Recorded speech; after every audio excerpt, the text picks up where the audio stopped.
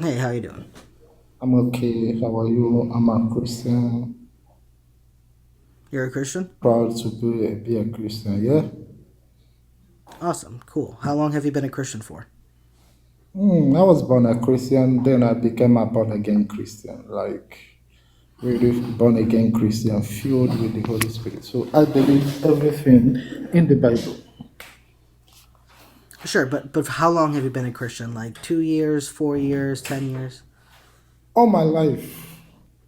That's Okay, what I'm all right, saying. okay. And what would you like to talk about? One, two, three, or four? Christians turned atheists. Please, can you read it? Like, why does God allow slavery? Okay.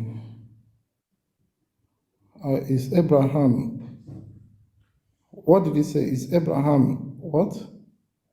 I don't understand So your the English. first one is Abraham a good example of faith in Genesis 22? Are you aware of Genesis 22? Yeah. Do you think that Abraham was a good example of faith? Oh, it depends. It depends on the contents of the message. What So, happened? okay, yeah, Like, you remember this story, right? This story where God says sacrifice your son and he goes to do it? okay. Yes, yes, yes. Was it a good thing of Abraham to immediately obey and to go forth and to go ahead and do it? Yes, yes, yes. Is that the Absolutely, kind of yes. faith that God requires of us? Well, that was our test. Yeah, yeah, Yes, it's a test. and that's Which what, yeah, that's what God requires from us. okay, so that was the correct answer. God gave a test, and the correct answer was to immediately obey, regardless of what the Yes, command was. yes, yes. So, do you think that if God told you to off a child, would you do it? Yeah, it depends if actually it was God that was saying this. Like Abraham, No, he yeah. has had Like let's one say minute, a one hundred minute. percent you knew that it was God. 100% you knew, and God Yeah. told you that child over there. I want you to go delete them. Would you do it? Yes, yes. Okay. Why? Because God told me to do this, and I'm very sure it was from God. Okay. He's the But who owner of cares? life.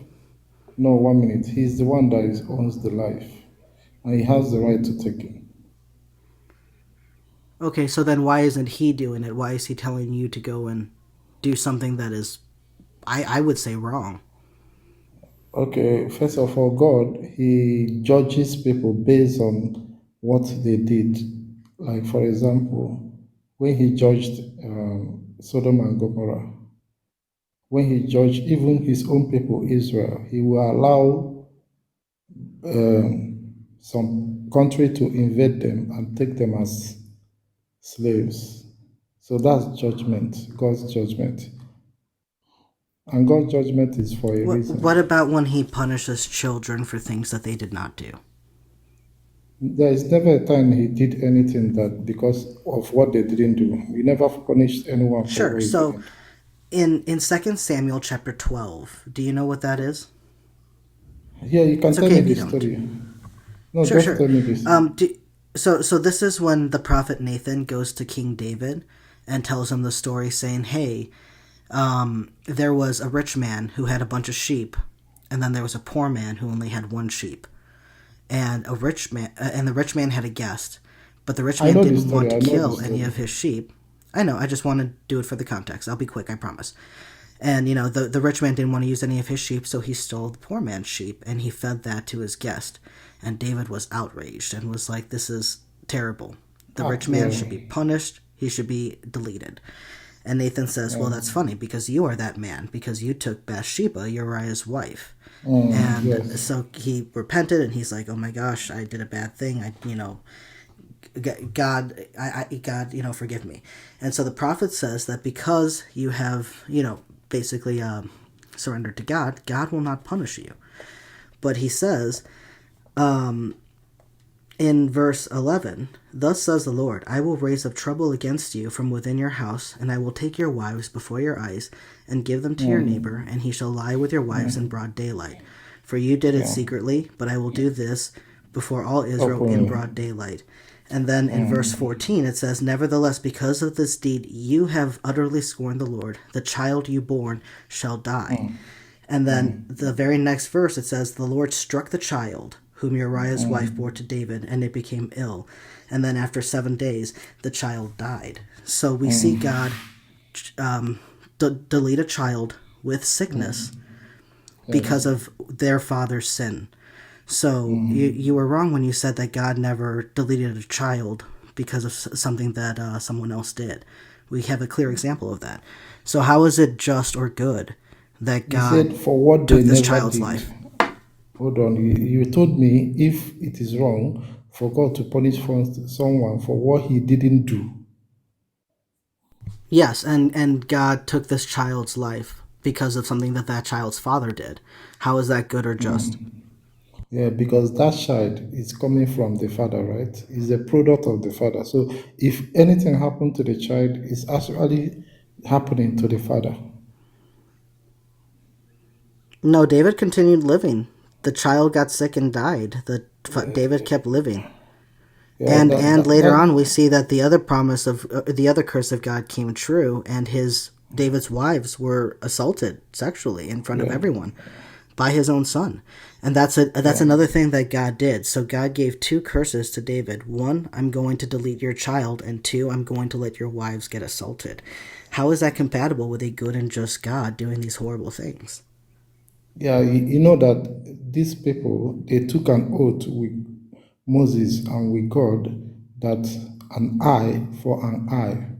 I hope we should not forget that they were under this law of sin and death, and God cannot break the law. So he must exercise judgment based on the law, the oath that they took. He will not break the oath.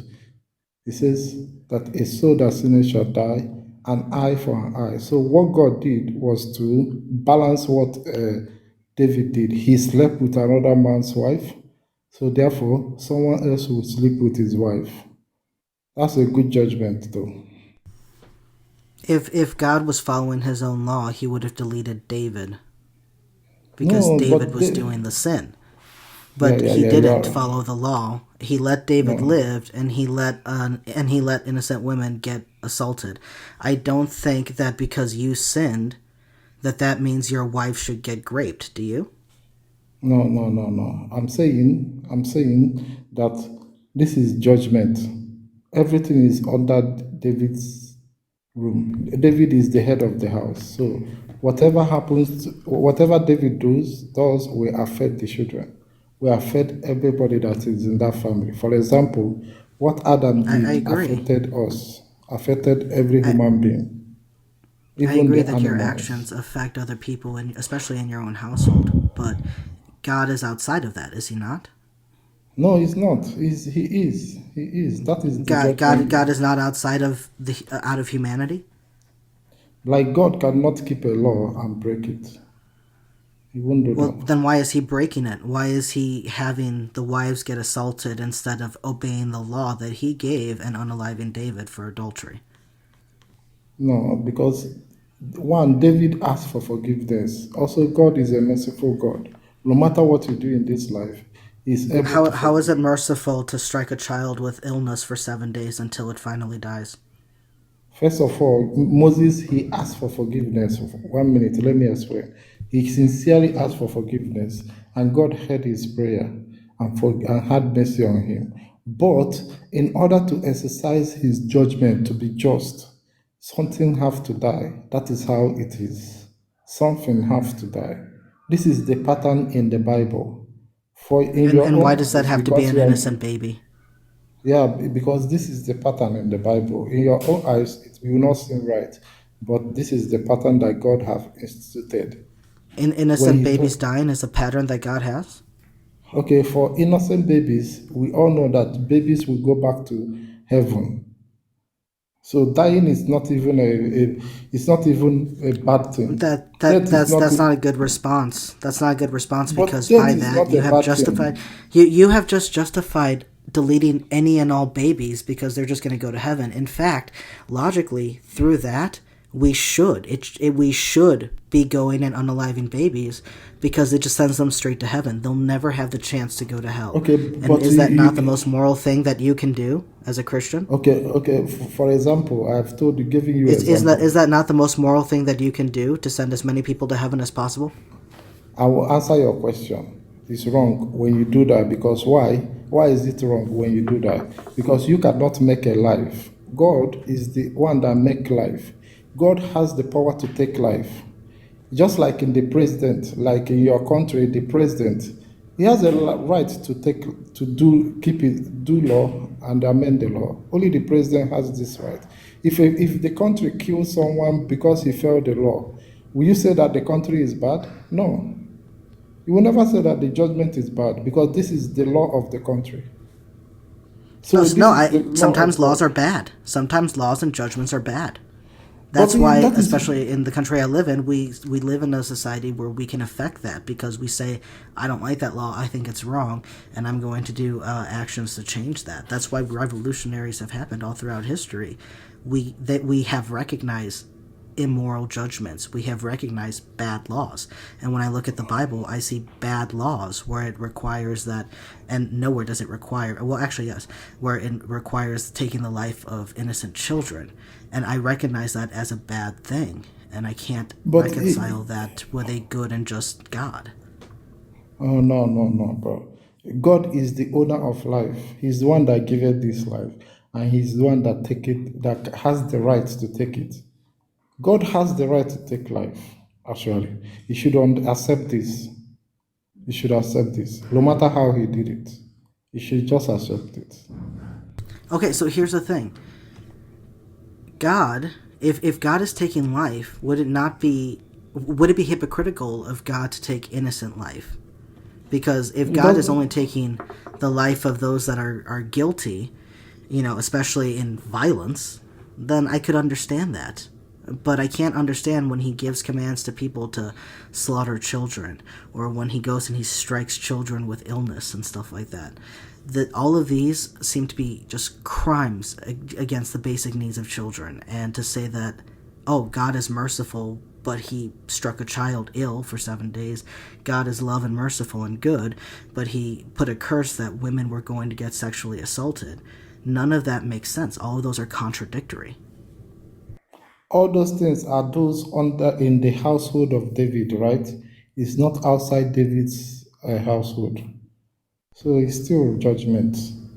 That is The judgment judgment was under wrong. David. No, it's not wrong because that's David's household. Had he went outside David's household, then you will say it is wrong. So what about the times when God allows his people to unalive their children or other people's children outside of David's family? Which one? No, which one? Which one? Can you give me an example? Yeah, sure. Like in war, like in Deuteronomy 20, Deuteronomy 21, Numbers 31. All of these talk about unaliving little boys, talk about unaliving men, women, children, and infants. 1 Samuel 5:3, 15. very popular. Or 53, Yes, where it talks about going and unaliving babies and infants. These are things outside of David's household where God says you can unalive children. We also see, I believe it's Deuteronomy 13, that says that if anyone among you, even your own family, even suggests worshiping other gods, that you should be the first to unalive them. It talks about that how if your children are disobedient, you should stone them to death. These are things. These are all commands of God outside of this David story, where God is saying, "Off those kids, off those kids. I'm gonna off those kids." Look at the firstborn of Egypt. Even God did that himself. Yes. God is all about unaliving kids and having immoral judgments and commands, and that's not even going outside of the realms to sex trafficking, like in I believe it's Numbers 31, as well as slavery. Those are things that are clearly just immoral, and yet this God is allowing it, no problem. Okay. How can you say this God is good and just? It's perfect, brother, that you mentioned all these things. Maybe I will take some of them and explain it for you. Like, for example, you said about the firstborn of the Egypt. All the firstborn that are in Egypt, God unalived them. Egyptians, they have so many gods. That what happened in Egypt was a war between God and God. God was fighting the gods of Egypt, not just Egypt people. When he took the life of those firstborn was to tell the Egyptians that your God cannot protect your children. Their God cannot even protect the most priceless one. And their God couldn't do anything. That's why he went to tell Pharaoh that God will do this. So Pharaoh was preparing with his own gods in order to prevent it. But his own God kept failing him. That's why he gave up. All those things that happened in Egypt was a test of God, fight between God and God versus God of Egypt. So then he comes to Samuel. Samuel, brother, First Well, Samuel that's actually 15. not true. Exodus That's 4 true. tells That's us true. what was happening. So, Exodus 4, starting in verse 22, God is saying, "Then you will say to Pharaoh, 'Thus says the Lord, Israel is my firstborn. I have said to you, let my son go that he may serve me, but you refuse to let him go. Now I will off your firstborn son.'" So the reason why he did this to the firstborn sons of Egypt was because of how Israel was treated by Egypt. It had nothing to do with Egypt's gods. The Bible's very clear on why he Do you did know this. who was Pharaoh at that time? What do you think Pharaoh was doing? What answer are you looking for? Pharaoh What was actually Pharaoh said doing? to his people that he is God. Okay. Yeah, that's why when God even took Moses, he told Moses, I will make you also a God unto Pharaoh. So this Sure, is to tell you but that they this were is still a human fight beings, were between they God not? and God. But But they were Pharaoh human don't. beings, were they not? But Pharaoh don't understand it like that. That To okay, but Pharaoh, was Pharaoh a human being? yeah, of course, he's a human So being. this wasn't gods against gods. This was No, God it making his is status for known above Pharaoh, human status. brother. For Pharaoh, This wasn't I'm a telling God against you God something battle. I have studied. For Pharaoh, he thought this was fight against gods and gods. And Yes, and how does this justify offing children? yeah, because Pharaoh thinks that his God can protect them because he doesn't want to leave these So people to what? go. He doesn't want So them, what? I bro. still These don't people see. have I still suffered. don't see how that justifies offing children. Yeah, God wants to prove that He is. He can do all things. For example, do you know that this same Pharaoh unalive the children of Israel, their newborn babies, when Moses was born? Pharaoh The answer ordered to for the infanticide unalive. is not more infanticide. I don't know, but if you do not listen to God, He will do anything for you to get you to listen. You cannot And argue with God, bro. that justifies deleting babies, Yeah, if whatever God does is right, if He's actually the true and the living God. including things like allowing slavery. But God never allowed slavery, bro. What are you Yes, he saying? did. Yeah, in Bro, Leviticus look at the 25, 44 context. through 46. But look at the context, bro. I think you are very Yeah, intelligent. You saw exactly. all this. So slavery is the act or practice of people owning people as property forever. And God allows in Leviticus 25, 44 through 46, from his own mouth, his people to own non-Hebrews as property forever and pass them on to their children as inheritance to own as possessions. That Okay, is but slavery. okay, 1 minute here. How do you think the God of the Bible, He delivered these people from slavery, will allow them to keep slavery? That's a lie. Because You he did don't not get the want context. his people to be enslaved. That's why he made it No, no, very no. clear you You can didn't get own the context. non-Hebrews. You can own Okay, non-Hebrews as slaves, but your okay, fellow Hebrew is not to be a slave because okay. of what you suffered in Egypt. Okay, first of all, God never want to give them any of this law. It was them that caused God to give them the law. And the law was there in order to make them see that they are doing wrong. All those laws you saw was for them to see their sin. It was never But God's are the intention laws to give good? them the law. No, But are none the of the laws law good? is good. No, none of them is good. Okay, so The so law so brought when them so when it sin. says that you shall not have any other gods before me, that's not good. Oh, you're talking about Ten Commandments, bro. We are discussing I'm talking about about the law. I'm talking about the no, no, law. no, no, no. When The you're Ten talking Commandments about are the part of the law, law.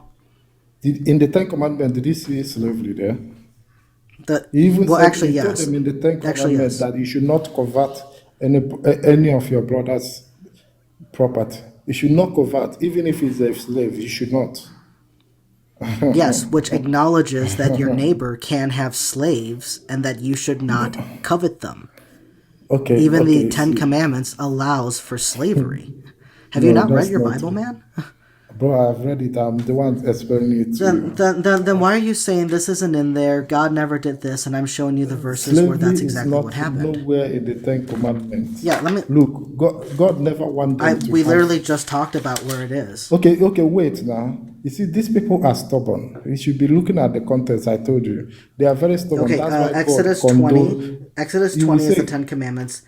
Verse 17, thou shalt not covet your neighbor's house, your neighbor's wife, male or female slave, ox, donkey, exactly. or anything else that belongs to your neighbor.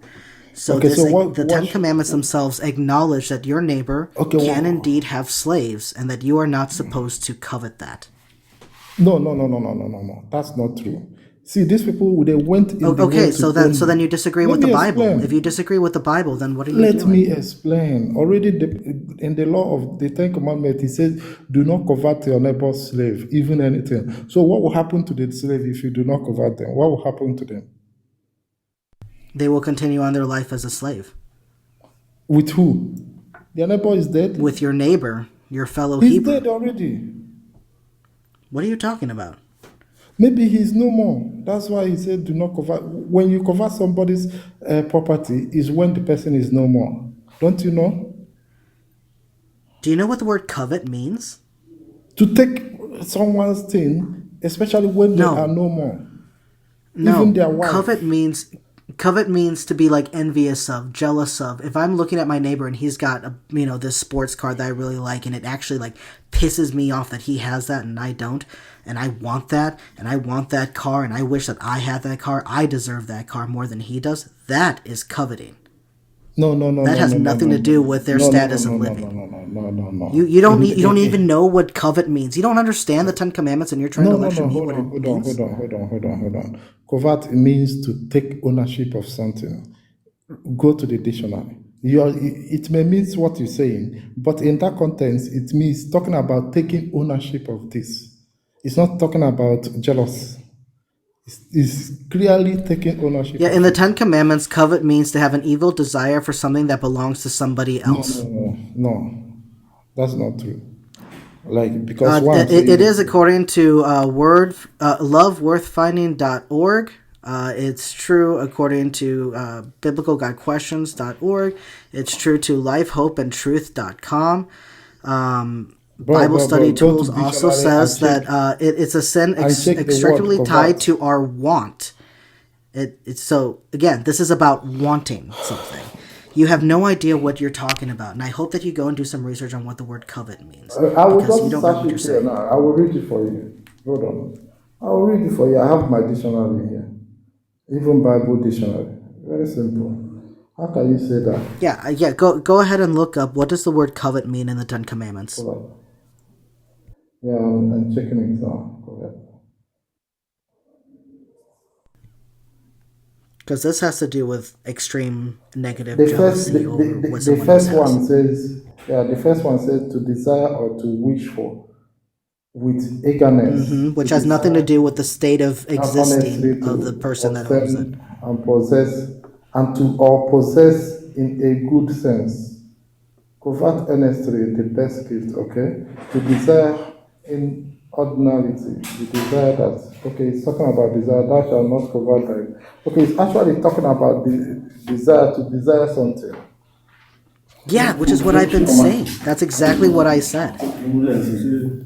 You're right, So though. now that you've found out that I'm correct, when it says that you shall not covet your neighbor's slave in the Ten Commandments, that is the Ten Commandments acknowledging that your fellow Hebrew can have slaves, and that you are not to be jealous of the fact that they have slaves and maybe you don't, or that you want those slaves and you're mad that he was able to get those slaves before you, or whatever the case.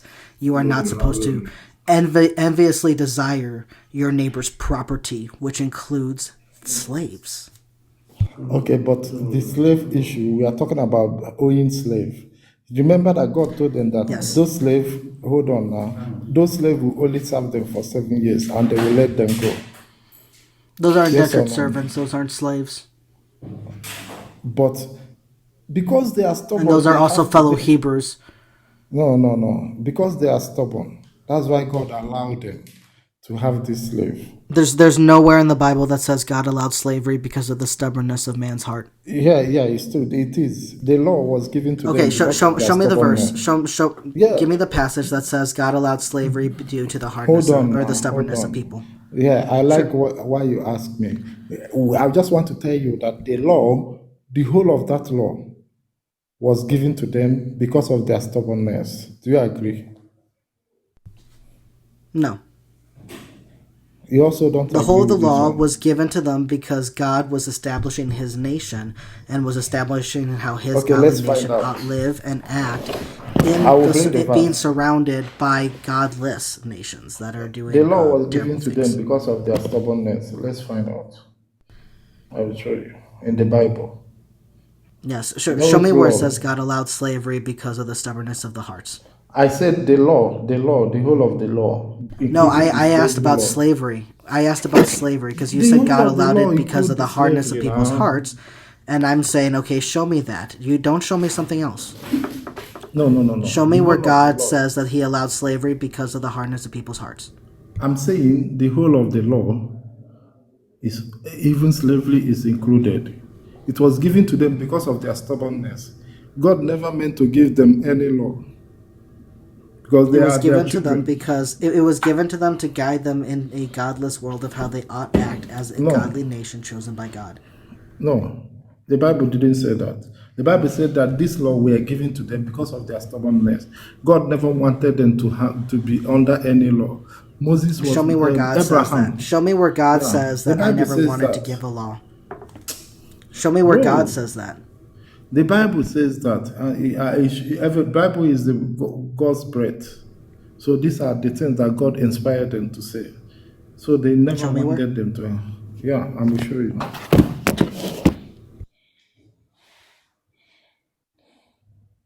As a result of sin, sorry, as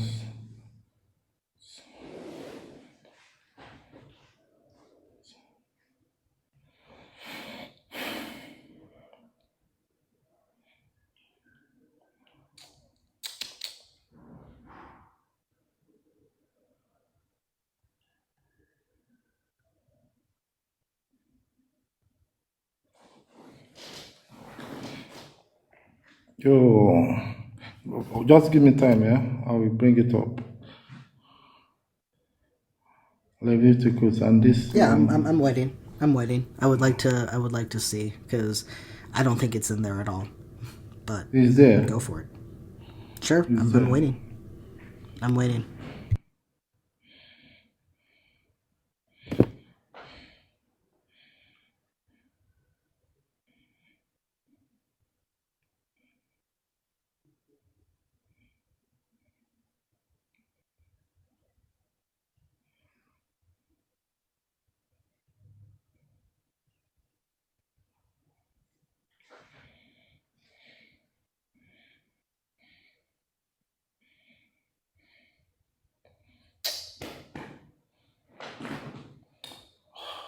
Where's your computer? This one.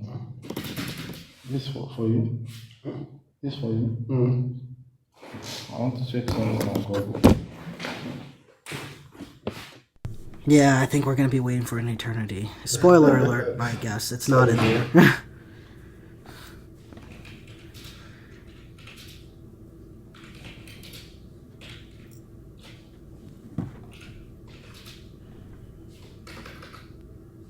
All right.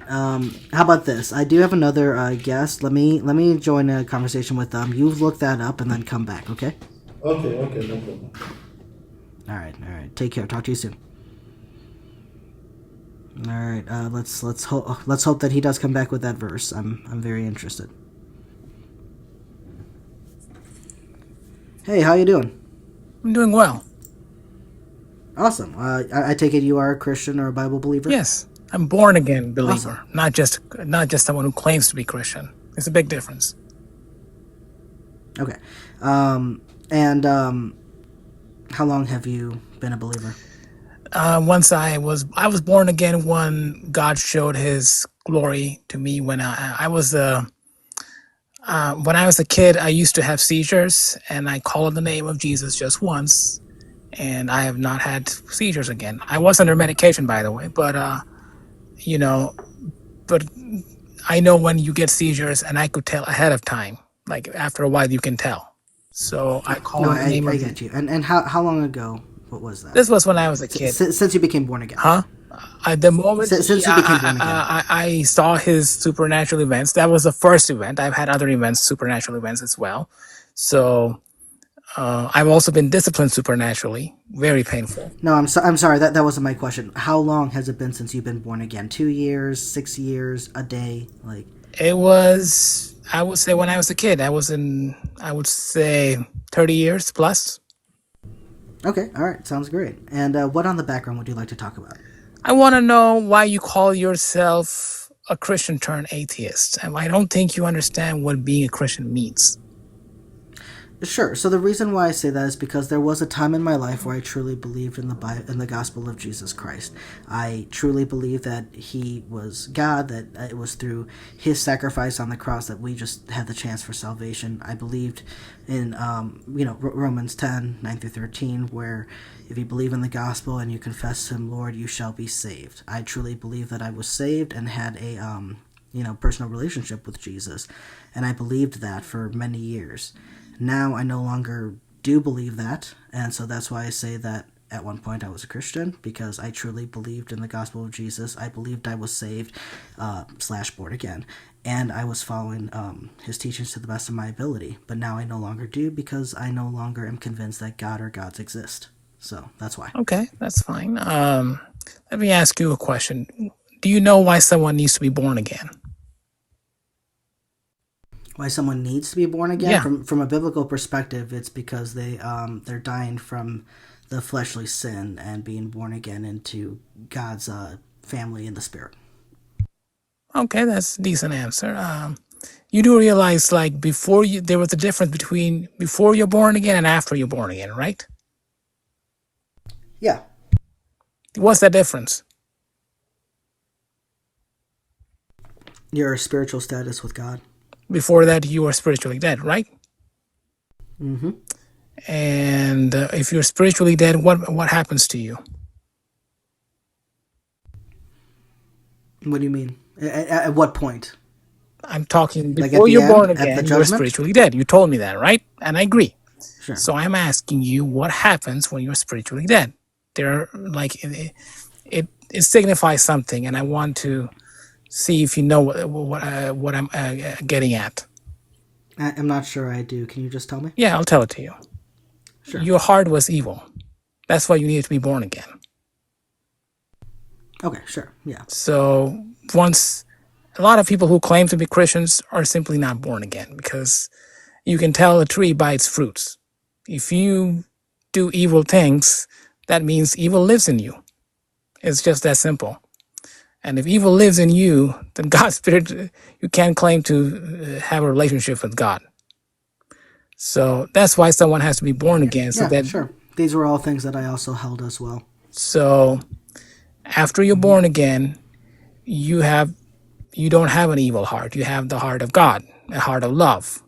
Not worldly love, but God's love. Right? Yep. So my guess is you got hurt and you feel betrayed by God at some point, right? No. I like that you felt like you could assume my life, but I don't know. I didn't experience any church hurt or anything I like do that. believe that is someone's heart. Christianity is a matter of heart, and people usually turn back because something happened. I can say that. I know. Yeah, Yeah, I agree. Christianity is mostly based on your feelings. Not on your feelings. No, not on your feelings. Heart. Yeah, that's what that means. Your heart, your emotions, No, no, what no, you're no, no. thinking, Those are what you're different feeling. This things. is Feelings and emotions are yeah. things you feel based on how you assess things and how you experience things. But that is a completely different matter. Heart is something. What that's where your is the center of desires. What I would say. So feelings. No, you Your can. I can desire feel. is a I feeling. can feel cold, but it's not something I desire. Okay, emotions. Your No, it emotions, is things that not you emotion. desire. These are But things. does would you agree that desire is an emotion? That itself is a feeling? I would say desire is associated with feelings, but it is not exactly feelings. Because that's what it is. It is under the category umbrella term of feelings. One of those Okay, things I can would say be that's how you view desire. it. That's I would say that's fine. That's close enough. Okay. So why exactly did you turn your back on your faith? Because I no longer became convinced that it was true, and if I wasn't convinced that it was true, then how could I confidently say that it was true? So why were you convinced in the first That would make place? me a liar. That would make me a liar, and I'm not going to be a No, liar. but why were you convinced in the first place? Because I mostly went based on my feelings and faith. And not the truth. Like you again, you went based on feelings and not the truth, Yes, right? yes, I believe that it was the truth. But my position now is that's what all believers do. It's based on their feelings, and they're not really going based on truth. I don't think that your position is really based on the truth more than it No, it is is your based on the truth. feelings. You cannot. I can never deny the Okay. supernatural events that I've had, not just once, but many times. Okay, so I can never deny that. Mm-hmm. Never. I have no excuse ever. Okay. But how can we say that it is a fact that this is true? I 100% You can can take see that. I can supernatural say events that even right now. Eh, like what? You Like what? can. You cannot deny miracles. Like what? Have you not read the Bible? I've read the Bible. Yeah, Like the whole what? Bible is full of miracles. So is Harry Potter. So is No, but Game of no, they're Thrones. not So what? miracles. They don't happen. They're just fiction. They don't. They're not actual Yeah, events. they say they have supernatural events that happen in them all the time. And No, no, no. so when They I'm did talking not about happen in miracles, the I'm real talking life. about I'm talking about the Bible is something that is lived in the real life. what miracle in the what miracle in the Bible happened in real life? Uh, People got healed from sickness. People got raised from the Okay, dead. all right. Let's pause there. People got healed from sickness. Where can we verify any of that? Where is that? There are tons of testimony. The question is, do you want to look? So what miracle of healing specifically are you looking at the Bible, and where's the evidence for it? No, you don't need to go. You can go and witness one in with your own eye. And See, this is why I'm saying it's mostly that feelings was based not and not feelings. truth I for just you. told you you can go and witness with your own Okay, eye. That's then feel what where is the evidence? Yeah, but you said that there are evidence miracles is there for in the you to see Bible and verify. that You need came to go true. and see. Yes, and I'm asking you, how do we Go verify to a one of these church, a healing miracles in spirit-filled the church, and Bible? go and see the miracles. And Sir, can I please ask my full question before you cut me off? yeah, Thank you. You said that there were healing prophecies in the Bible that really happened. And so I asked, which one are you talking about and where is the evidence for it? the Bible That's mentions where that, we're but I at. would, but if I told you that, but because it's a written record, so if you were an eyewitness to it, then yes, then you can say yes, this happened. But unless it happens to you personally, you can't say that because that this is true. So the only way to Okay, verify an that's not eyewitness is evidence to though. have a similar experience That's not yourself. evidence though. Just that's how science is also done, by the way. Like when someone comes up with a result, then other people try to replicate that if they're not Sure. eyewitnesses. You understand that? How do we replicate miracles, healing miracles You can specifically? go and see it, or you can ask yourself if you really are Hmm. searching for the truth. God will provide it to you because He loves you. But if you come with an attitude, you Oh, won't get I've anything. asked God You won't get for I've asked anything. God to show me I don't have things, to and prove I would you. It is follow Him. your job to So seek the truth and verify. I am seeking the truth. You claim to have the truth, and yet you're suddenly unable to present anything I to will show that what present you it have to is you, the to truth. those who are So seeking, but I won't give it to someone who has a wrong I'm attitude. seeking. I'm literally asking. I've been asking, and everyone keeps saying the same No, thing. I told you. Have Is you gone to a oh, church? there's Have you gone to evidence, a but church I can't show it where to you. you've seen a miracle? Have you gone to one? No, I Have you haven't gone sought? to Have you any sought to church. find one? Have you tried to find one? I've gone to many. Yes, yes, I've gone to many churches that have claimed miracles, but I've never seen one that actually happened. Do you? If I told you, and you went and you saw that, and will you deny it, or will you make Jesus your Lord? If I can actually show that it was in fact Jesus who healed a person, then yeah. Where can I You see that? really Where mean can I it, find the right? evidence of that? Yeah, where can I find the evidence of that? Just send me a text message. Send me a message to my account, and I will give you. I'll tell you a church where you can. By God's grace, I hope I can tell you a church where you can see miracles, and then you go there. Okay, and they're going to show the evidence of these No, miracles. They're no, not no, just no, going to no, make a no, no, no. claim, right? Your job is to verify the truth. It's not their job to prove it to you. It's your job to verify the truth But I because need their you are help to seeking do the truth. that. You have a I need their responsibility. help to do that. One, I need their help to verify. one. They'll help you to verify, but they won't prove it to you. Okay, so if someone says I've had cancer and they call upon the name of Jesus and they're healed from the cancer, they're going to show me their medical records? If you ask them respectfully, yes, why won't they show it to you? Okay, so you can't guarantee that. What do you You mean you, I you can't don't know if these guarantee people that? are going to be What, able what to kind help of me. answer is that? Because you just said it depends on that person. If I ask Yes, it respectfully, it's does. up to Do you that not person whether understand or that you not need they're to be going to. respectful to a person? So Do you not so understand that? here's the yes. No, yeah, that's not my point. My No, point is that you it just is up to told me that that person. you cannot guarantee that. It I'm is like, up to I that said, person yes, I if can they want guarantee to you as a help me or reasonable not, person. and I agree that it is up to that person if they want to help me or not by showing me So the you are saying evidence that of their records. I will tell you to a But the place problem where is there's that just miracle because happenings, and someone takes a they will mic not and cooperate says with you.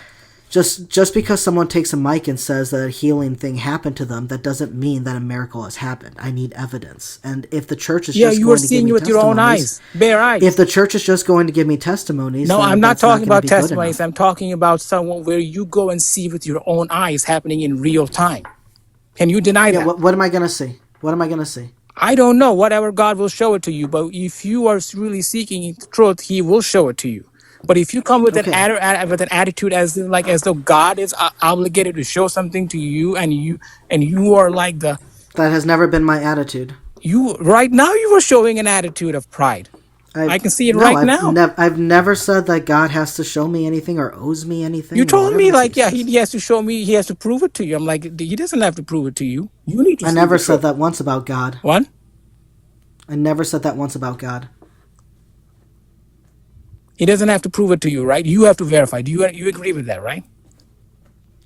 No, I've never made the claim that God has to show me the truth or owes me the truth. Okay, no, but I'm saying, does he have to prove anything to you, or do you need to verify? I literally just said, if God exists, God does not have to prove anything Okay, to then, me. but if you, So I don't know how many more times I can okay, say it, or how much more clear I'm I can asking say you it. a simple question. Answer me simply.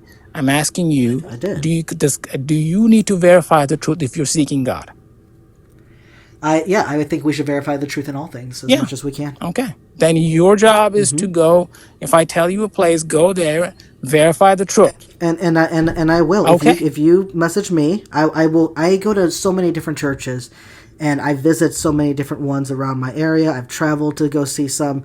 I have no issue going to another church, and I've seen some weird things at different churches. I've seen claimed miracles. I've never seen evidence of the miracles though, and every time that I have respectfully asked for the evidence of someone's miracle, no one has ever given me medical records. No one has ever shown me any kind of evidence Okay. to back their claims. It's always been testimonies. Okay, but you agree that if you can verify the truth, and it is what it is, it is the truth, then you make him your Lord. If I can verify for a fact that that healing happened because of Jesus and that Jesus is good, yeah. Okay, then Let's see. But I don't even need to do that. We can skip that whole thing just by showing the evidence that No, no, no, Jesus no, no. does It is exist not and that my Jesus job is to show good. the evidence. It is your job to verify and seek the truth, not It's my it's job. it's your claim. It's your claim Yes, it that is Jesus my exists claim. and is It is God. my claim that Therefore, the Jesus is burden of Lord, proof is but it on is your you. job to seek him. It's not my job No, to the prove the that he burden is of Lord. proof is on you if you're saying a claim as a fact. My job is to make the That's claim. how It is logic your job works. to verify the truth about the claim. It's actually no. Okay, then According to don't do Peter, it. it's your job Nothing will be given to you. Nothing will to be give given the to you. evidence Nothing. of the Nothing. hope that is in you. Nothing will be given to you if you don't want to do your part. I'm sorry you don't like to follow the Bible. No, no, no. I said you have to verify the truth because you are seeking the truth. You have a I responsibility. and I will and I Yeah, do. then don't talk. Then I don't tell me that I have to so prove you. Then don't tell me that. You just told me that, and I don't yeah. want to hear that Look. again. Yeah, no. Listen, man. I will take this journey with or without your help. But if you're going to come around and make the claim, you have accepted the logical burden of proof to back up I your don't claim. have And the. if you I don't don't have want the to, burden to and if prove you you. don't want I to, have the that burden to is speak the truth. okay. I have And the if burden to you speak don't, the and if truth, but you, I don't have the sir, burden to hold on. prove I'm you. almost done. Stop interrupting. Stop interrupting. And if you don't want to, that is perfectly fine. But then you have to admit that what you have is just a belief and not something you can say is No, fact. it is a truth, and it is a fact, and Okay, it is then your where's the burden. evidence It for is your your claim? burden to verify it. It's not my burden to prove it to No, you. that's not how it works. No, it does not work Those the that way make the you think positive it claim, works. It's not that. those that That's make the not how it positive claim works. have the burden of truth. When science is So done, people have a responsibility to verify what the results so have come. if It it is is not your the claim job that of Jesus every is scientist to true, make a proof how every can we time he know makes a that? claim. That's not how it works. Go to any scientific conference and you will see that. He will tell you flat out. It is your job to verify the truth. I will help you If to any verify the truth, scientist but says I will something not as prove it to fact, they you. should be able to show you the evidence as to why. What? If any scientist claims something as fact, they should be able to present the They will evidence as to present why. they will do that, and then you're getting the Okay, evidence of the good, but you miracle. You're can't. getting it in the right there, the But you miracle. can't. You're getting the You miracle. can't. But your job is to verify the truth. You So cannot say after you've seen after seeing the truth that I need to that I don't accept it. You can't say that. Once someone has presents the proof, we're not talking about the miracle anymore. We're talking simply your claim that Jesus exists and is God. And if that is true, where's the evidence? evidence is everywhere. But I know you're blind, so you don't. What is the So it evidence? doesn't matter to you cannot show No, evidence to a blind man. I'm very curious. What is the evidence? The I'm whole going to write it creation is down, the and I'm evidence. going to do my Anybody who has research. a brain will tell I'm you going that. to write What down all your creation is points an of evidence of the evidence. Creator? Hold evidence. What creation? What creation? What are you talking about? Yeah, you ask yourself who created you. I'm not creation. What are you talking about? Oh, you're not a creation. What are you then?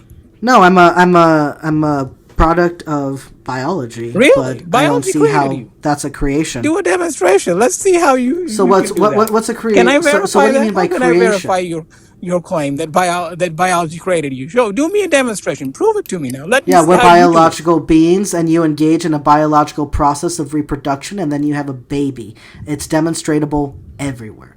And yes, literally go into a That's hospital how and see people how are created. Okay, and ask a doctor and how did how the a first baby is people born. create themselves? Let me ask you. How So did the first people create themselves? so You have to don't spin you this have to around. This assume that is there is a male and a listen, female, sir, right? listen. So when you're saying creation, let's pay attention to the main point here. You said creation. When you're saying creation, God is the creator, and us and the rest of the world is the creation. How can you prove that that is actually a true thing? There's something called discernment and logic, which is freely So available to your everyone. feelings. Any sensible person will tell you that you cannot create yourself. Any sensible person will tell you And how that a how does car that did not show a create God? itself. How does that show a God? How does it not show God? That's the question one should ask. You're, the car is not a natural thing. We're talking about things like the universe, life, and stuff like that. Show how a God created that. I'm gonna just leave it to you to verify the miracle, and you want to accept it, don't Okay, accept it. you don't have the answer. I Okay, do have the answer. I do. I said that the whole creation so is then what's the evidence of the answer? Creator, but you are blind. No amount of evidence is enough for No, the blind who does not want to see. You don't we want to got see. I as know far as that. that You deny answer, the truth. and now I'm asking you to You clarify deny your the truth. answer, and you You seem to cannot be do unable that. You to. cannot show it to me. You cannot create life. Go and I create can't life ask you from to me. clarify your answer. No, create life from me from a non-living thing. Go and show it to me. That You that has cannot nothing to do create with what I'm life. talking about. That has nothing to do with what I'm talking No, about. you just like to go into all these lying things. No, I'm No, you sorry that you deny the can't truth stay on yourself. You deny topic. the I'm truth asking yourself. you, You deny what the is the truth evidence yourself. that One day you the cannot deny universe the that we truth. are in and that us are a creation, and that you can't seem to answer that. I said that you cannot create yourself. Ask yourself who the first human being was. Use your brain. Okay, that still doesn't get me to your God. Oh So God, help me. my goodness, How does that get you're us so to your blind. I mean, like God? no amount of like it's like you're gonna ask me to prove a straight line now. That again, irrelevant. Stop bringing You things up you're like saying that. that some things are considered. Do you not How have logic or does in this your get head? us? Do you How not does have this get logic or us to something? your God? Are you so? How does this get us to your God? If there is if something is created, there has to be a creator. Use your brain.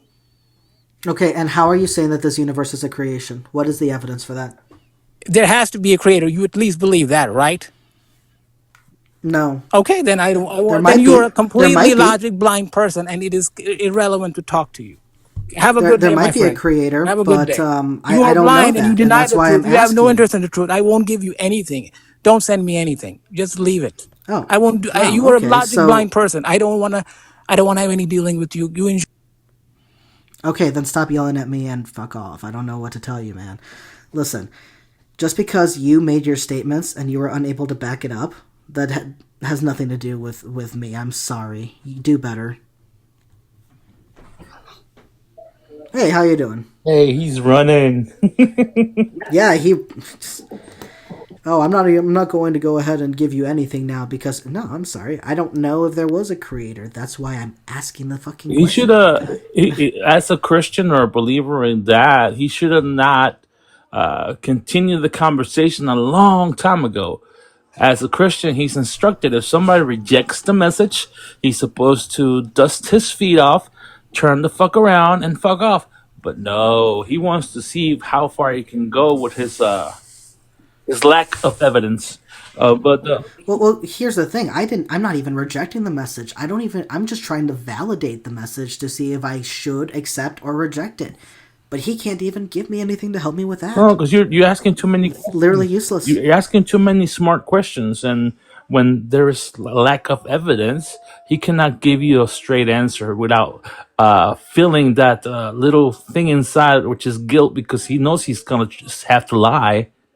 And I was guilty of that. You know, I went all the way to a pastorhood, and I rejected the whole message after a year of being a pastor. And you know, I didn't want to talk about all this stuff until it came to TikTok. You know, I was happy as an atheist, living my life, enjoying musically. Then it became TikTok, and then they went downhill because Christianity came to MySpace, you know? Well, not the actual MySpace because that's been gone for a while. No, I get what you're saying. So, Yeah, no, I was shocked when I got TikTok and I saw these kind of conversations happening. I was like, oh no, I'm gonna get sucked in so hard. well, thank you for reaching for truth. And all I can tell you is I can guarantee that if you study the Bible, you will become an atheist. 100%. Hey, well, thank you for being here. I appreciate your time and Hey watching. man, Thank keep you. up the good work and learn. That's all you know. That's the only thing I can tell you. The only advice I can give you is learn for yourself. Don't let anybody tell you what to believe in, because that's I could give you this little hint. That's the reason Christianity got to the point where it is today. Because for hundreds of years, people couldn't read the Bible. They were not able to read it, or they were not allowed to read it. Only the church, which was the Catholic Church, had the authority to have Bibles, and royals. Those were the only two people that could have Bibles back then, was the royals and the people that was actually in the church. And most of the time, the Bibles were only in Latin because they weren't translated yet. But yeah, you could be arrested if you were caught with even a little piece of scripture. So that's the way that they Yeah. were able to grow this religion into what it is today, because you weren't allowed to criticize it, you were not allowed to read it, and you know, if you just tell people what you want them to hear from any scripture, you can make it up. So Yeah. read up. Well, thank you for that. And you're absolutely right with that part of history, too. We do have another guest up, so I'm going to let you All go. right, have a But great night. if you'd like to come back after the fact, No then yeah. problem. All right. Take care, man. Hey, how you doing, Callie?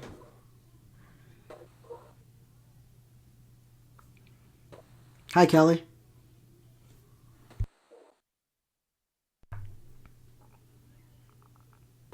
Hey, Callie, can you hear Hi, me? can you hear me? Oh, there you go. Yes, I can hear you now. Oh, maybe not anymore. Do you're kind of coming in and out. Hello? Are you covering your mic? Oh, can you hear me? Okay. Yeah, Okay. say something again. Is it better? Okay, you're coming in a little bit more clearer now. All right, say one more thing and let's see. Here. Can you hear me now? Yes, Yes. perfect. So, Awesome. you were saying where? In regards to what? I think let's see. You said something like God doesn't have anything to prove He is clearly visible. I'm just asking where God is clearly visible. Well, in the Bible, it states that God is clearly visible in the things that He has created, which means He doesn't have to prove anything to mankind. Because if we have intelligence, then we can clearly see that everything that exists is calculated. It was designed for us. God doesn't benefit from anything that's on earth. It's all for us. So if we don't see it, then what is He gonna do? Is He gonna come through the clouds every day and say, "Hey, here I am. I did this for you"? It's just like somebody that gave you $5 and they're like every weekend they're like, "Hey, remember I gave you that $5?" It's so annoying. So He's not like that. He's like, "I'm a God. I did this for you. And if you don't see it, then it is what it is." He's not bothered by the fact that you don't see Him or know Him or want to care that He exists. At the end of the day, He's just really saddened by the fact that if you don't, you're going to end up at a particular place where He doesn't want you to end up. So, Well, if He doesn't want me to end up there, then why did He create the system that would put me there? because of us. Remember, Adam had everything. Man had everything. And he said, basically, if you sin, then this is going to be the penalty. And Eve was the one that persuaded Adam. But because of that, we're in the situation that we are in. God is a very just God. He's not going to sit there every day and annoy us. He's not going to sit there every day. Don't do this, don't do that, don't do this, don't do that. Who wants that? Even if your parents are like that, you're like, psh, psh, and you just rebel anyways and do what you want to do. So, we have freedom of choice. We do what we want to do. But everybody likes to blame God for everything. Because at the end of the day, they make their mistakes and things happen and they're like, oh, well, you did this. You're the reason I'm here, so it's you. And He's like, oh, really? Really, bro? Well, I think you brought up an interesting point there when you were saying that God is just, but bringing up the Adam and Eve story as well, because I don't recognize the justice in that story, because the way that I read it is he made this garden and it was good. He created this life, this world, it was good. He created man and woman, it was good. And then man and woman, Adam and Eve, had this relationship where they walked with God and stuff, all good. Mm-hmm. But it says that they did not obtain the knowledge of good and evil until they ate from the tree of knowledge of good and evil, and that's when their eyes were opened and they became like God in knowing good and evil. And I think that without having the knowledge of good and evil, you cannot possibly reason for yourself between right and wrong. And without that, I don't know how you could make a quote-unquote choice for yourself to disobey. I don't know how you could even understand what disobeying was, what death was, or anything, or evil, or anything like that. So I think it was very unjust of God to, it seems, create these people with a mental handicap that would affect their reasoning to make this for themselves, this choice. Yeah. And that's why they did what they were told. God told them not to eat from that tree. They didn't. God let the serpent come in and tell them to eat from the tree. They did. And the second point that I wanted to address was you You said that Eve persuaded Adam. She really didn't, according to the text. He was with her, right next to her. She just turned around and handed him the fruit and he ate it. They were both kind of like dumb children, it seems. So it seems very unjust that God seemed to punish them for something they were kind of unable to really do anything about. I mean, at the end of the day, it's like it goes back to loyalty. It's like if you put $5 on a table and you have your best friend and you leave your house to go to the store and you come back and that $5 is missing and you know nobody's in the house but your best friend and nobody could have taken that $5. So you automatically know it's your best friend, but he's gonna sit there and say, I didn't take it.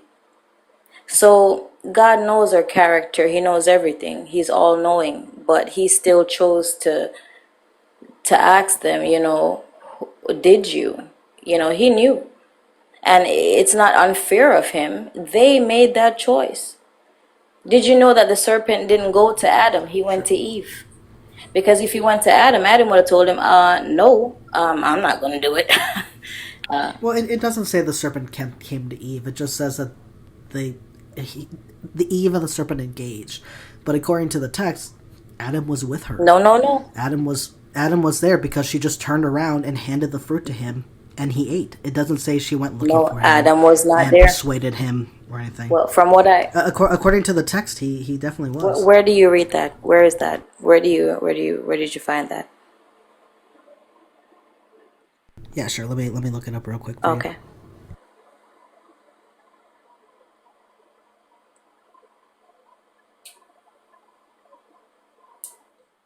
Okay, so in Genesis 3, verse 6, it says, So when the woman saw that the tree was good for food, and that it was a delight to the eyes, and that the tree was to be desired to make one wise, she took of its fruit and ate, and she also gave some to her husband who was with her, and he ate. And then the eyes of both were opened, and they knew that they were naked, and they sewed fig leaves together and made loincloths for themselves.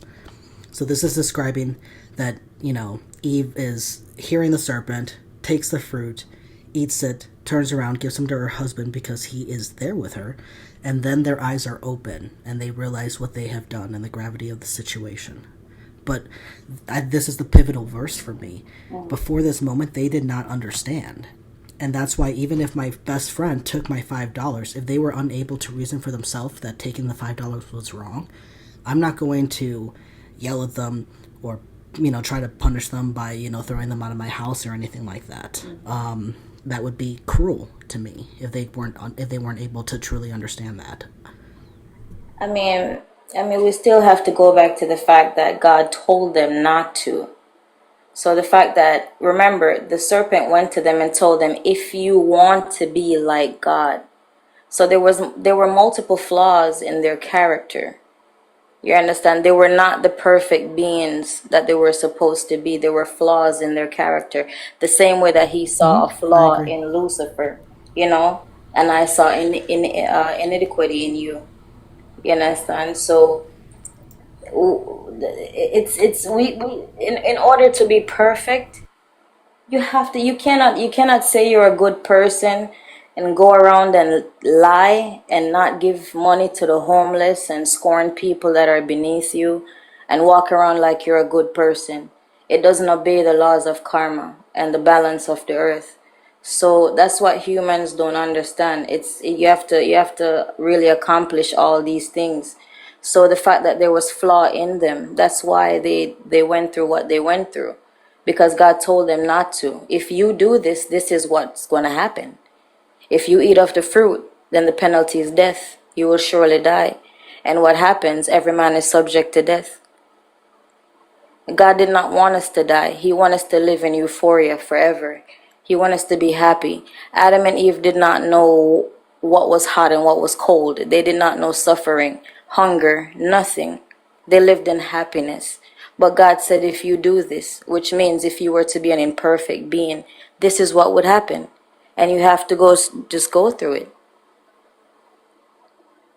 So he is a just person. He is a just God. Not even a person, because he's a God. He's a just God.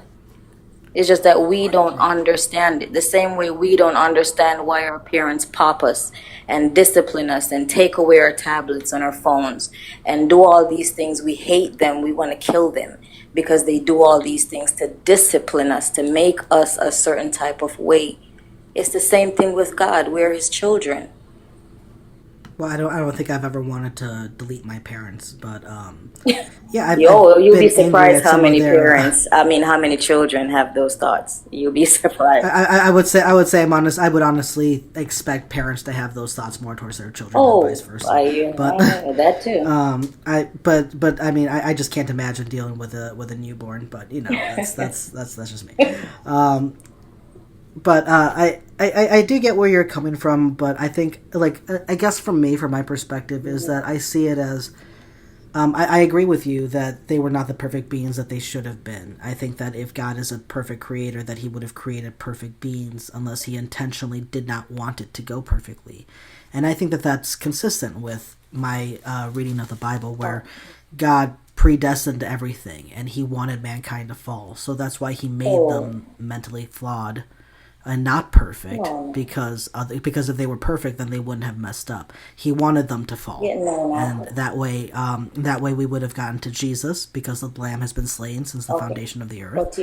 And that's why some people are, as we see it all throughout the Bible, kind of, it seems, doomed to do what they're gonna do, which goes consistent with God making, we are the clay, he is the potter. We can't ask him, why did you make me this way?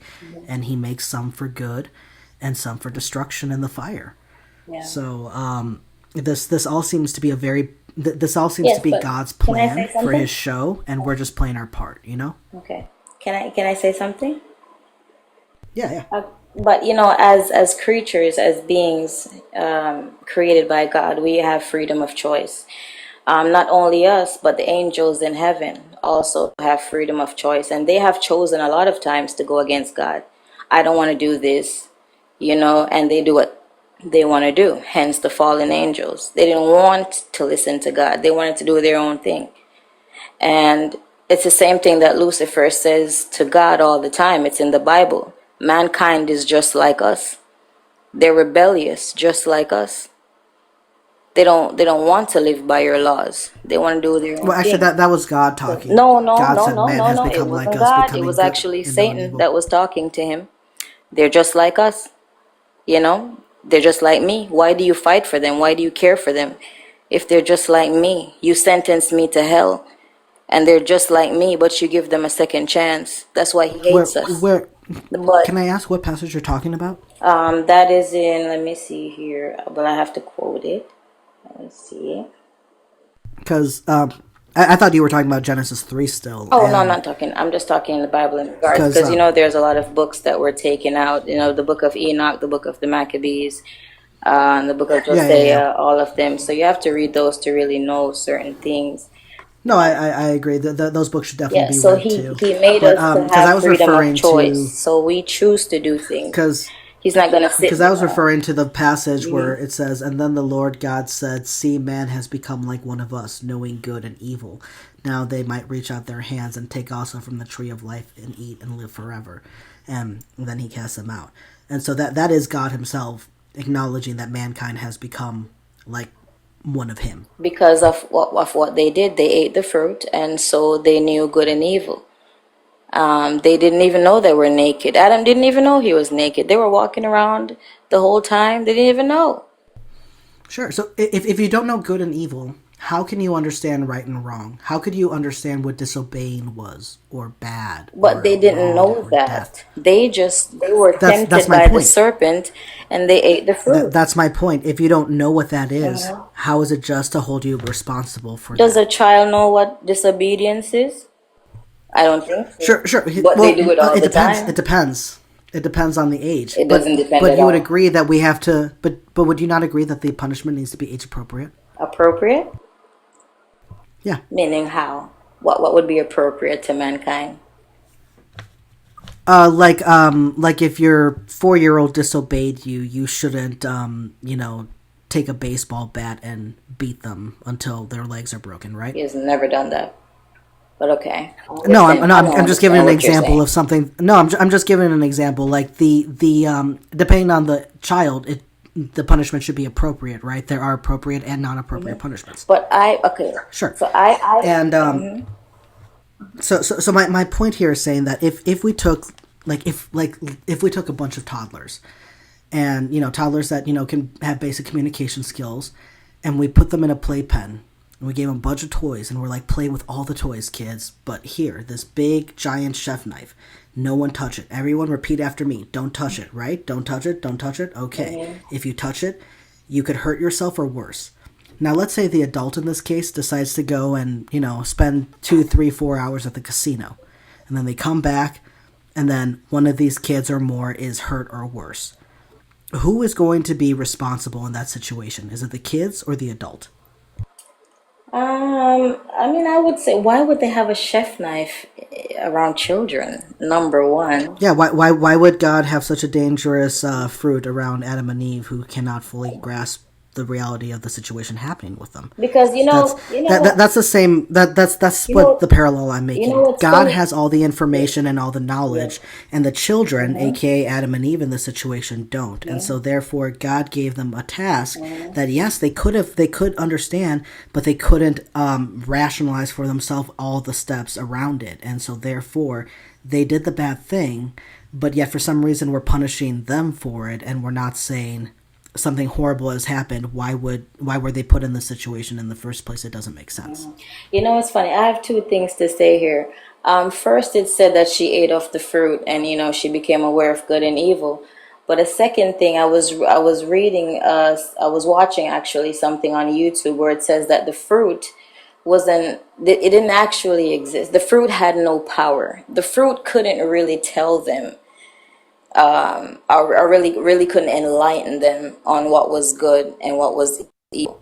It says that it was just Yeah, it had no power. He was just like, it was just a regular tree, but he was just like, don't eat it. yeah. I think majority of Christians Yeah, it wasn't. It take was that just a position regular that tree. there was no So it's like not quote like he unquote put this magic of the magical tree itself. tree. It's all based on. It goes back to loyalty. I tell you not to do this. It's like, it's funny because there's this thing on what is it, YouTube, when the parent puts the candy in front of the child, and they tell the child, don't touch it. I'll be right back. When I come back, I'll give it to you. Don't touch it.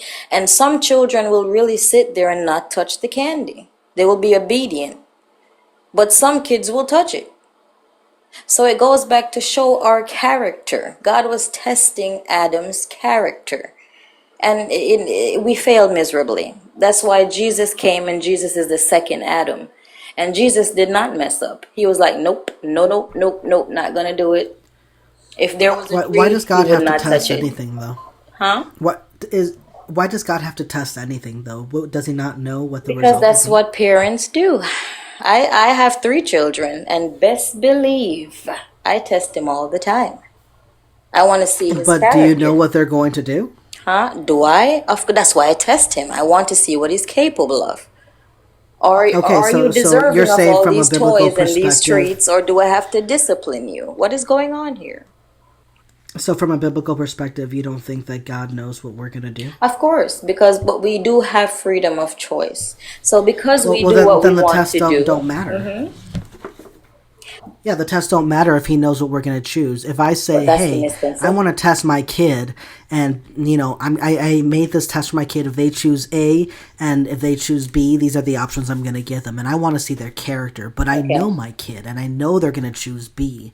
That makes the whole test useless All right. because you already know their character and you know what they're But going to do. you know why it's not It doesn't useless? make any sense. You know why it's not useless? Because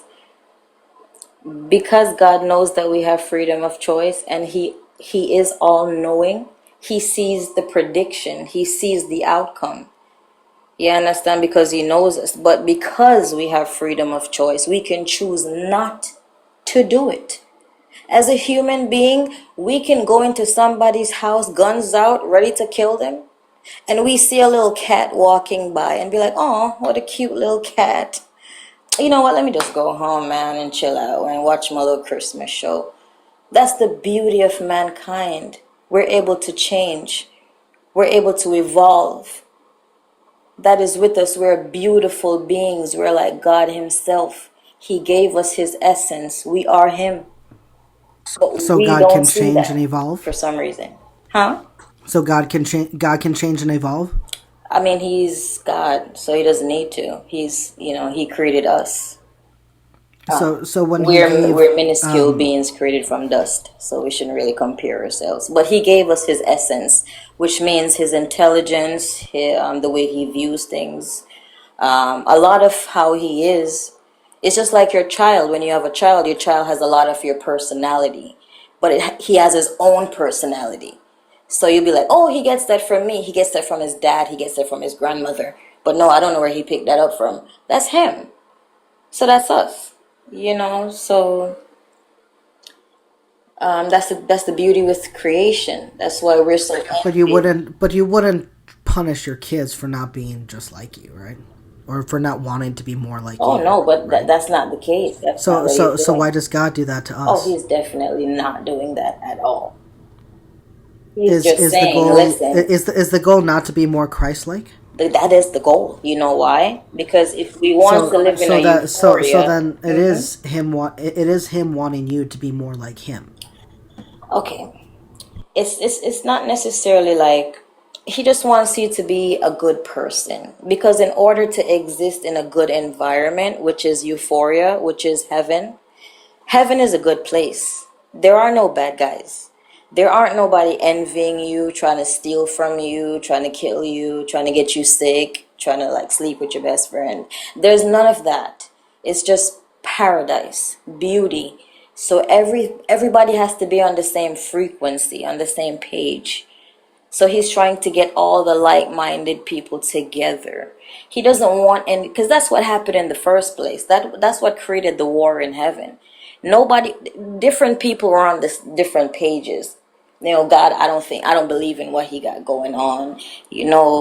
I believe it. I don't know what you got going on. And then there was war in heaven, the same way there's war on earth right now with religion and politics. It's never ending. So he does not want that. He doesn't want war. He doesn't want chaos. He just wants everybody to be on the same page. That's all. If he doesn't want war, then why does the Bible call him a god of war? Who says that? The god of war I know is Mars. The Bible, he calls himself a god of war. Where? Sure, one second. Oh, let me find that for me.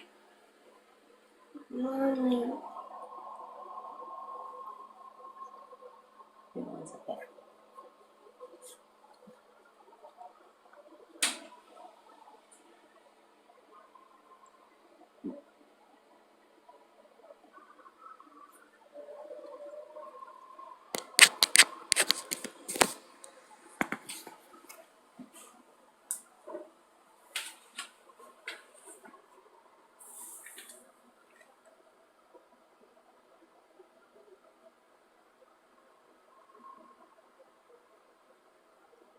Yeah, Exodus 15:3. The Lord is a man of war. The Lord is his name.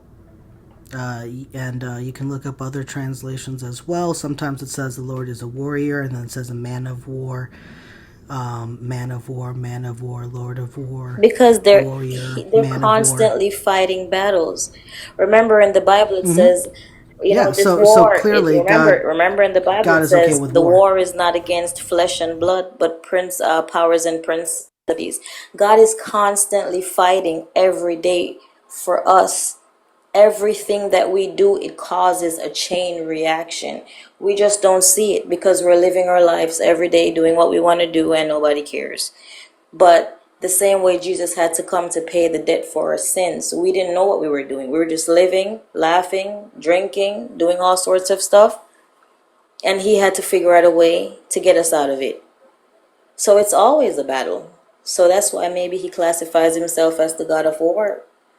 But from far as I know, he's not a vengeful God at all. He's the God of love. It's because he's a Well, he loving God he why says that we're he will here. take vengeance himself. So he Huh? does take vengeance, and he Oh, of talks course he about does. Don't. It yeah. says, So "Don't so you, he don't definitely you he touch my definitely does take anointed. vengeance. Don't you touch my anointed." God does not like people that play with his chosen. Sure. So God is not above war. He's not above vengeance. He's not above things like slavery He's or just, sex just slavery. very just, just like a judge. So how does slavery fit in with a just system? Slavery? He didn't condone slavery, nor did he command slavery. Slavery already existed. What about Leviticus 25:44 through 46? You're talking about slavery. Yeah, it's God Himself speaking, and He says I know. these are the laws and ordinances that He's giving to His people, and He says that as for the male and female slaves whom you may have, it is from the nations around you that you may acquire male and female slaves. You may acquire them from among the aliens residing with you, and from among the families who are with you that have been born into your land, and they may be your property forever. You may keep them as a possession for your children after you, to treat them as inherited property. These you may treat as slaves. But as for your fellow Israelites, no one shall rule over one another with harshness. So this is God Himself allowing His people to own non-Hebrews as property forever, and pass them on as inheritance to the next of kin. And I don't know how else to say that except that's slavery. Again, he was not commanding it or condoning it. It already existed. He was just telling his people how to go about it. The same way at the time That's what condone eating means. whatever we wanted to eat, we were doing whatever we wanted to do, and he made his laws so that we can be healthy, we can be safe. And that's another thing. Okay, you're doing this, but if you're going to do it right. Okay, I can't tell you to stop this, as again, God does not intervene with mankind and their actions. The whole law is Him intervening with mankind and telling them what they should and shouldn't do. And That is the not. definition of the word condone is to accept or allow, especially behavior that is considered, to not be morally right in every case.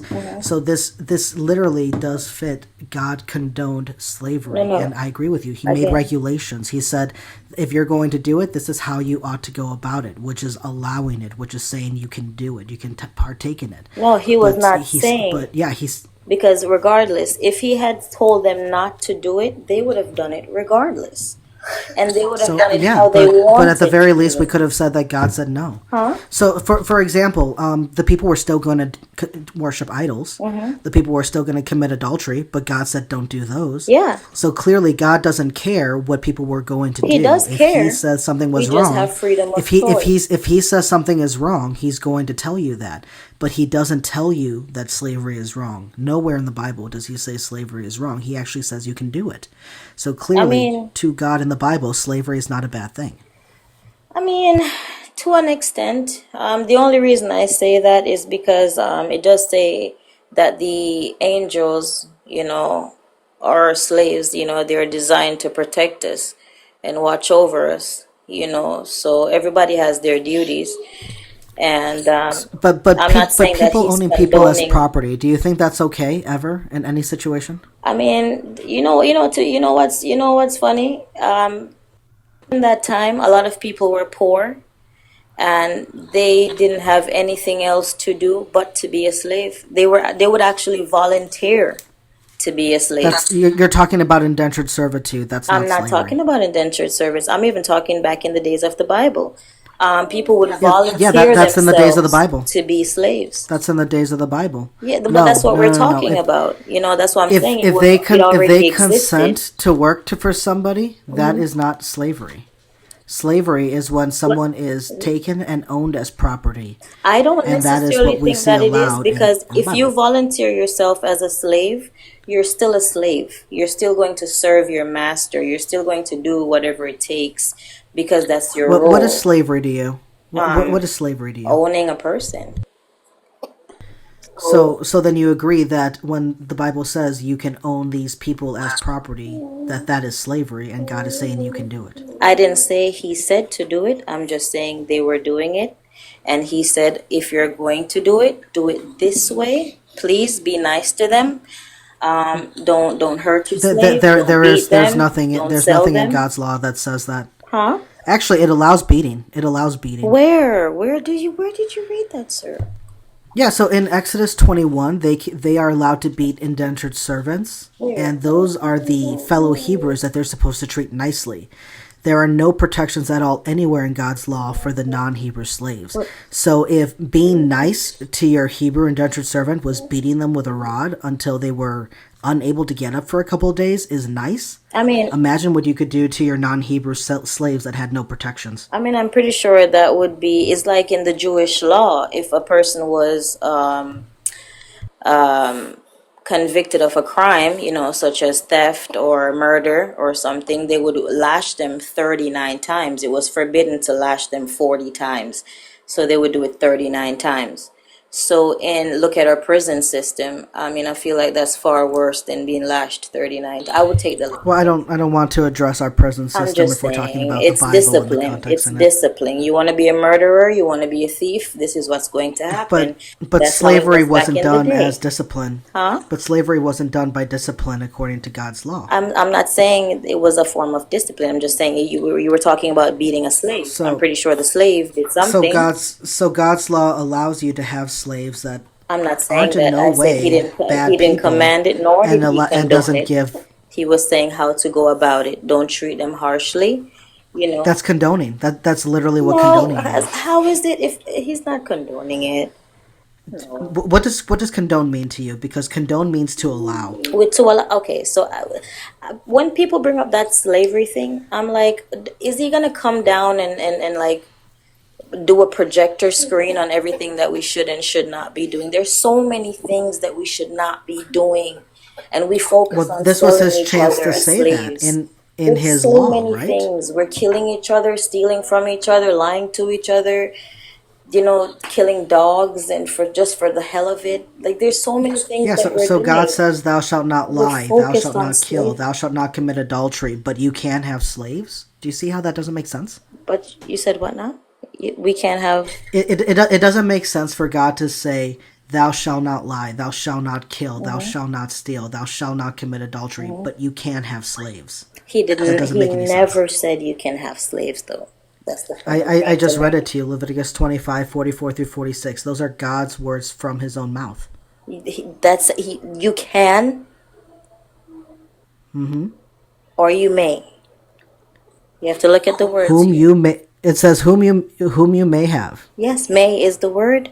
He never Yeah, condoned may it. means allow. Because So he's they were condoning. already He is doing it. allowing the practice Jacob- of slavery, Let me tell you. given that they obtain the slaves certain ways. Sure. One, not by kidnapping free people. They have to take either prisoners of war or they have to acquire them from non-Hebrew nations around them. Did you know? Which they can get through war or by purchasing. Okay. Again, he did not condone it or command it. His people were slaves to the Egyptians for 400 years. Joseph was a slave. Isaac was a That slave has to nothing his to do with this father-in-law. verse, though. Okay, it's just what was happening at the time. That's all I'm saying. I agree that slavery was a not- human he practice, just but was- this is he something was that. just saying, But so was hey. idolatry, and God said no to And he said idolatry, no to, but and they said still okay did to it. slavery. They still did it. Exactly. So that goes don't against your point care. earlier of, well, they were just going to do it, so why would he say no? Well, they were That's just what going I'm trying to to do tell adultery you. anyway, He knows and that God they were still going said to do don't it do it. regardless. So he was like, So "They're then- going to do it. Okay, Do it this but way, my point please." is that if God is supposed to be good and just, at the very least we can say that, well, people will do what people will do. If people hear God say thou shalt not murder, but they go out and murder, we can at least look back at this good and just God and say, but God said thou shalt not murder. So the actions of that person cannot be tied to that God. But if that person says, I have slaves because my God says I can, and I look at that God and that God says, yeah, they can, then that's a completely different situation. did And you know- suddenly, those actions are tied to what that God said, and I need to look at that God's morality too. I completely understand that. But did you know in the book of Revelation it says that in heaven we are going to have slaves? And in a lot of religious countries, Isn't that whack? Yeah, in a lot of religious You know, the countries, Quran says that too. they have slaves. The Quran talks about. the Quran talks about that. If my mom goes to Africa right now, she has slaves. She has people that bring her food and braid her hair. If you go to Greece, if you go to a lot of countries today, That's terrible. I That's mean, terrible. hey, that's how they make their living. They're happy. They make their check and they No, go no, home. wait a minute. Are they making a living working for your mom, or does she own them as property? They pay. I mean, of course they pay. And even the days of the even in Okay, so she biblical works for times, your mom. That's not a slave. No, because even in biblical times, these slaves were given shelter, they were given clothing, they were given a pension. So, I mean, technically, were they? No, there's nowhere in the Hebrew law that says to give a pension for your non-Hebrew Of course, slaves. okay. Even if you read in Isaac, when he had his slaves, they were living in the house. They were given Isaac was allowances. before the They law. had his Isaac sons. was before the law. Okay, well, let's speak of. Let me see here. I'm talking about the law that God Himself set forward to the people, because we're talking about what God says is right and wrong. Okay, If God but is allowing for slaves, I don't people think to he own people's allowed it. I property, just think and He doesn't give any actual protections for those slaves, then yeah, you could mistreat them. yeah, but I personally don't think that, Okay. I mean, slavery is always brought up in these conversations, and I was like, there's so many other attributes about God to be looked at. Sure. What about Him deleting children? Do you think that that's a good and just thing? You said what? When he deletes children, Deletes children. In what murders them. in what scripture are you talking about? Saul, when Saul went to the No, we that could definitely be one of the passages where God gives the death penalty to even infants when it comes to war, which is crazy. But like even like the firstborn of Egypt, or David's infant son, that God strikes ill and has him die in 7 days.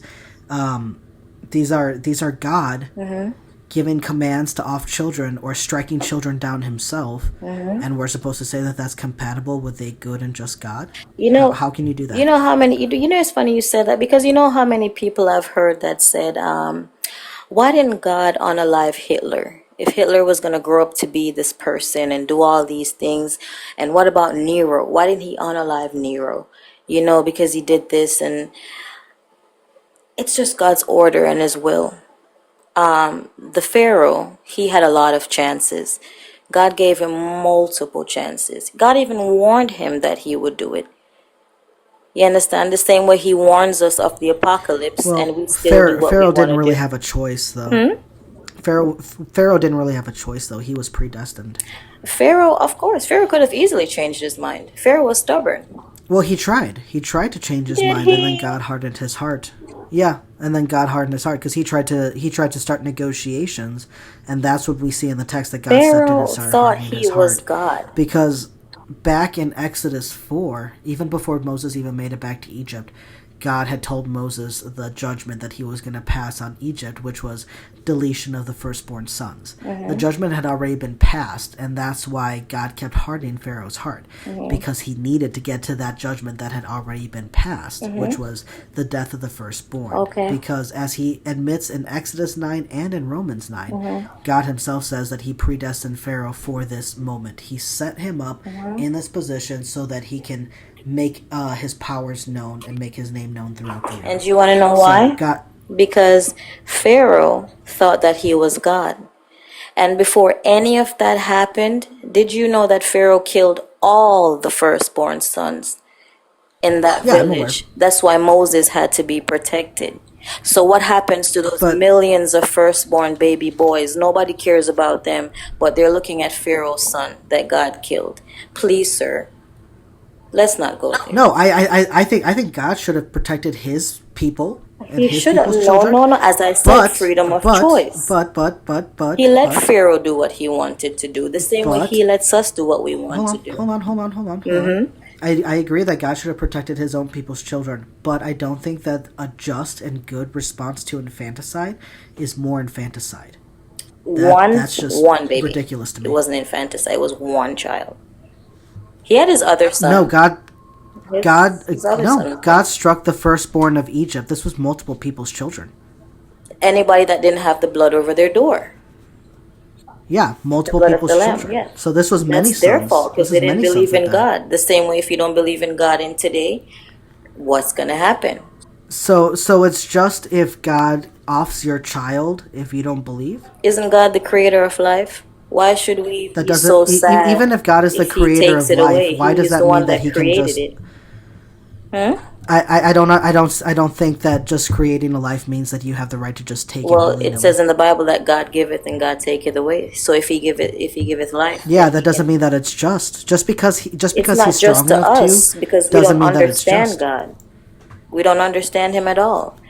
We don't So know. you agree? So you agree that slaughtering children isn't If just, but you're Pharaoh just choosing to slaughtered, ignore it? if Pharaoh slaughtered 170 million baby boys and his little son died, what is 1 to 1,000? It says it in the Bible. What is one? That's insane. I That is an know, insane I position. know, it Do is. you truly believe that? As a, Do you truly believe that just because someone slaughters a bunch of babies in one it community, says, it that says, it's okay if they sir, do you slaughter have that person's children? child? Do you have children? No, No. and I'm If you, thankful if if there are people like you that exist out in the yes, world. if you had a son, right? And somebody was to take your son's life and unalive your son, and the police said, "Hey, there's nothing I can do about it," and you sit there every day as a human built with vengeance.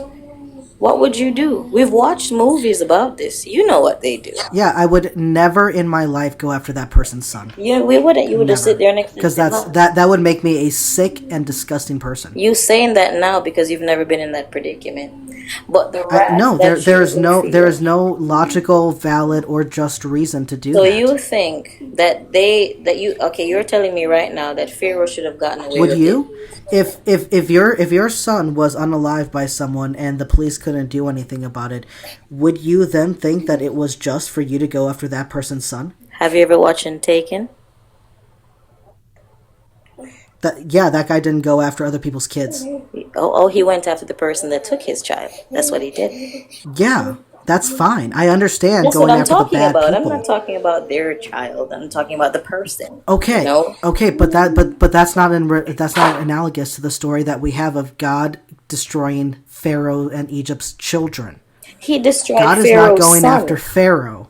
He went after Yeah, God is Pharaoh. not. Yeah, And God decided instead of going after the bad guy to go after the bad guy's children. That's not what happened in Taken, and but that's he not what did we're you. talking But about. did you read the book when he So said that he destroyed all of them?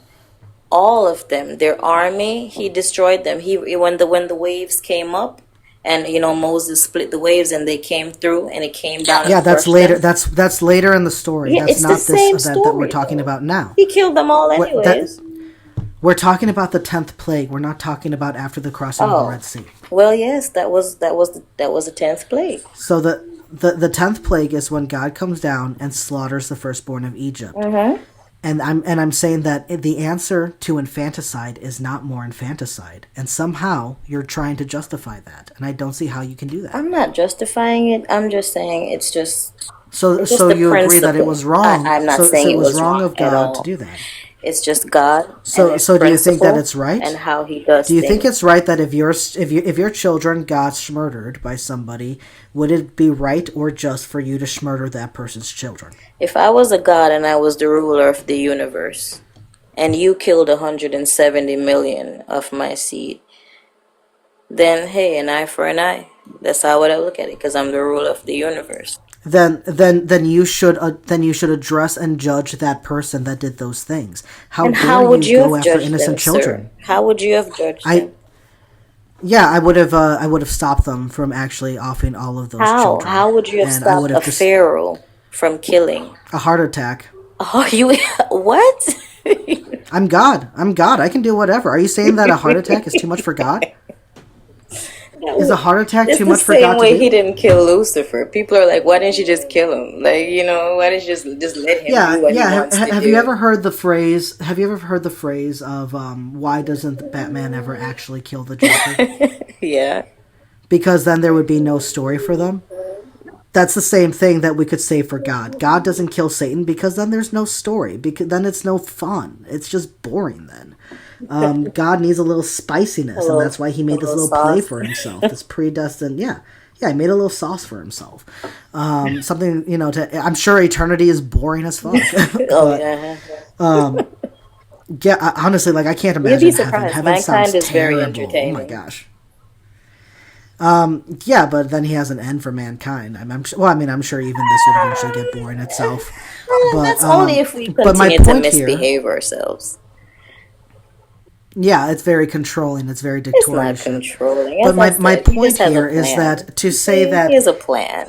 to say that I am the God of the universe, yeah, he has a plan. It's all predestined. That's what I'm saying. You have a choice, but you don't have free will, and you can't fuck up God's plan. Of course, you have free That's will. why. That's why it's like That's if you don't want no, to come no. on my The Bible's team, very then against free deuces. will. That's what he's on. The Bible is very against free will. No. Ephesians 1, Romans 9, God admitting that he predestined Pharaoh for this reason, Jonah, Jesus, Paul, so many examples of people making Jonah didn't choices even that want did to not go go. with He God's was like, will. I'm not going. You Yeah, can't get me to go. literally. And he got the Thank whale you for to proving my swallow point. him, you know. Thank you for proving my He point. was still like, nah. You're agreeing with me. I think it's wild how often in this conversation you've agreed with me and then said, nah, that's not what I'm saying. Like, Nah, it but always goes back to a plan. Because then Jonah behaved himself afterwards and do what he was supposed to do. Because he still chose to do what he wanted to do. He was just like, oh, he didn't need a little nudge. You know, that's in life. We drift apart, we drift astray, and yeah, God just he needed nudges us a little back. nudge. He needed a storm to threaten the lives of all these people that he was God on does the board with, same and then he thing had to to be us in swallowed by his. multiple ways. He does a lot of things He to threatens the nudge lives of us. the people. He threatens the lives of the people around you, so you obey. That's He's not whack. threatening anything. He just wants you to come home. That's all. That's not free will. That's not It free is will. free That's will literally because we choose to coercion. go about yonder and do what we want to do, and then we have to come back because you know home is where it's at. We don't want to go out there and suffer and get caught in the thorns and get cut up and betrayed. You know, we want to be at peace. We want to be happy. So he knows that. We don't know that, but he knows that. So that's why he does what he does. So, you know, we question him and we throw tantrums, but at the end of the day, he knows what's best. And in the end, if you just do what's right, you're going home. Spend eternity in happiness. Well, with that, I do have to get going. I have to get to work here pretty Oh, soon. But thank you for your time. okay. Thank you so And much for having hopefully me. we'll see you around soon. Sure, I'll For follow up. sure. Yes. Have a good night. All right. Have a good rest of your day. Take care. Bye.